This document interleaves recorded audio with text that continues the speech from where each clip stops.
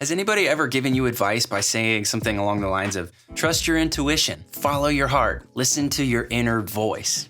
And you're sitting there thinking, all right, what am I supposed to do with that? You're probably faced with some sort of decision that you have to make, and you're just weighing through your options, trying to make sure that you don't make a bad choice.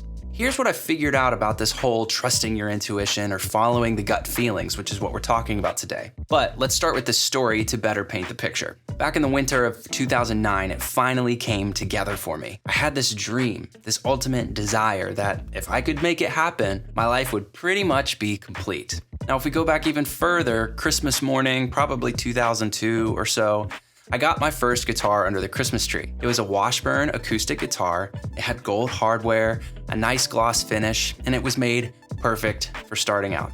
In fact, hold on a sec. You didn't think with this guitar wall that I wasn't gonna show you the guitar. This is it. This is my very first guitar ever. Strings are a little dead, but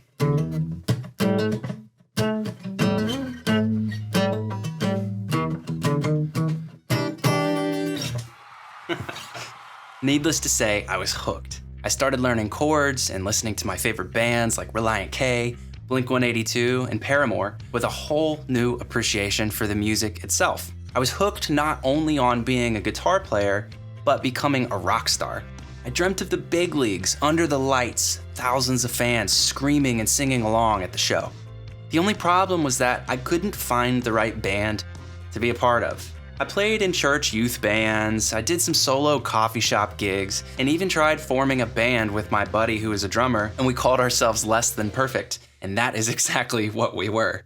It was not very good. Then after years of no luck, I kind of gave up on the whole rock star dream, and in 2009 I graduated high school in the suburbs of Cincinnati, Ohio, where I grew up, and I drove 2.5 hours north to a small college town called Bowling Green, Ohio. My freshman year, first semester was nearing an end, and I got a Facebook message from an old high school acquaintance. We passed each other in the halls, but I didn't really know him.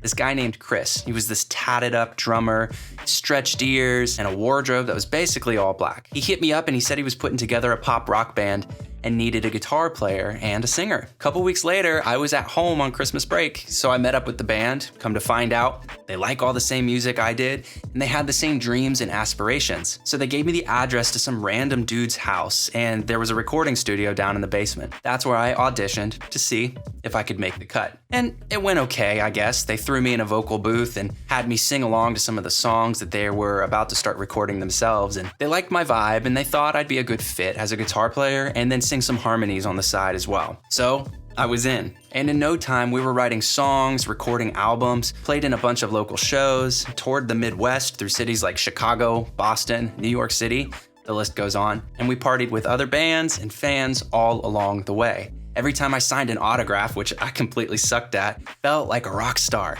All we needed to do was get signed to a record label so that we could actually start making money, and then we could do bigger tours with larger bands, and we'd be getting famous, right? The dream was taking shape into my reality, but something felt off. And no, it wasn't because of all the hard ciders and the joints being passed around after the show. Something was just missing. And I started to see that the rockstar life may not be worth sacrificing everything for. And what I haven't mentioned yet is that although my passion for music ran deep, so did the desire to be a family man. Find a nice girl, settle down, have kids, buy a house, and maybe one day share my rockstar adventures with my children as well. I was realizing how much time and sacrifice would go into becoming this rich and famous rocker, and I had this gut feeling that sacrificing everything for that just wasn't the right path. And obviously, for anybody at 19 years old, it's hard to distinguish what the right decision is, especially when it's a potential life-altering decision. But this little voice in my head and this little feeling in my stomach had me feeling like I needed to get out. I didn't know what it meant, and although all logic would say I should stay in the band at least another year or two, I followed my gut and I quit the band. You see, any life worth living is going to be filled with moments where you need to make a decision. And although there are many motives that one may possess when faced with a tough decision, it seems to me that all decisions are rooted in one of two emotional premises: love or hate. Or you could say risk or opportunity, or even excitement or fear. In all choices we make, we're either running towards something or away from something. Neither is wrong, neither is right, and many times there's more than one good option, or vice versa. What's up, guys? I'm Evan, and I am obsessed with the process of building a better life on my own terms through solopreneurship. Starting as a self-taught email marketing freelancer, I've been able to build a successful six-figure business in just a few short years. And I'm here to share what's worked for me and what I'm currently learning in order to help you go from wherever you are today to living your best life on your own terms. If you enjoy entrepreneurship, personal development, and tips on creating a better life, hit the like button and add your number one tip to living your best life in the comments for others to see. Now let's keep going. So there's 3 built-in decision-driving components that we as humans have just wired within us. We have our brain, which is where logic and reason kind of comes from. We have our heart, which is where emotions come from. Then you have your gut feelings, gut instincts, intuition. Those are all words that kind of refer to your gut. It's the in-between and everything else, but nonetheless a primary component to how we make decisions. Sometimes your brain and your heart and your gut, they're all gonna align and it makes a decision really easy. And other times, not so much. My brain said stay in the band. My heart was on the fence and my gut was like, move on now. My wish for you is that you build an awareness of your gut feelings and learn to trust it in business and in life. But what is a gut feeling and how do you learn to trust it?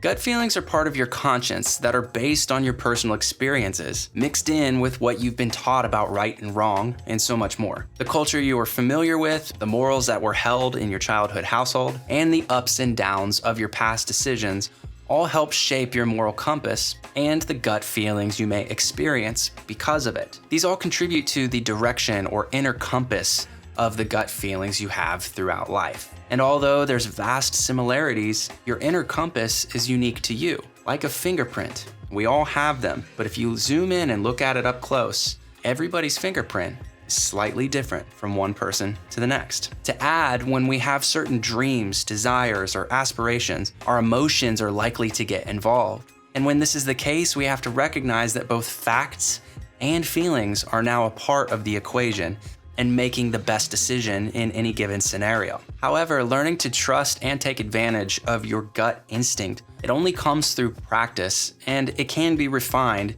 by continually developing yourself. As you develop your mind, your heart, and you begin to mature, so too will your gut instinct sharpen. Gut feelings are great to consider if you don't have much data or logic to go off of right away. If you want to break the mold and be known for something different, you'll definitely have to take some risks and follow your gut in a handful of instances. So here's some actionable advice. Here's a 4-question exercise that you can try out to help you decide what's best when you're stuck with a decision to make and you're just not really sure what to do.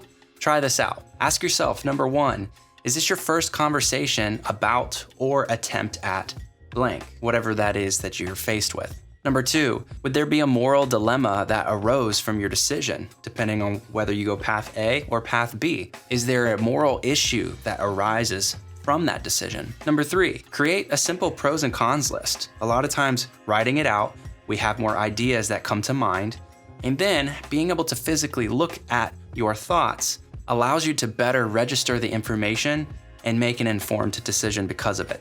And then number 4, with all that in mind, what would be best? Taking the path of least resistance versus the most valuable path according to your goals. Neither one's right, neither one's wrong. And if you're in a spot where you're looking to grow as a person and enjoy a more fulfilling life, then watch this video where I reveal my number 1 tip to instantly upgrade your life permanently. Until next time, peace.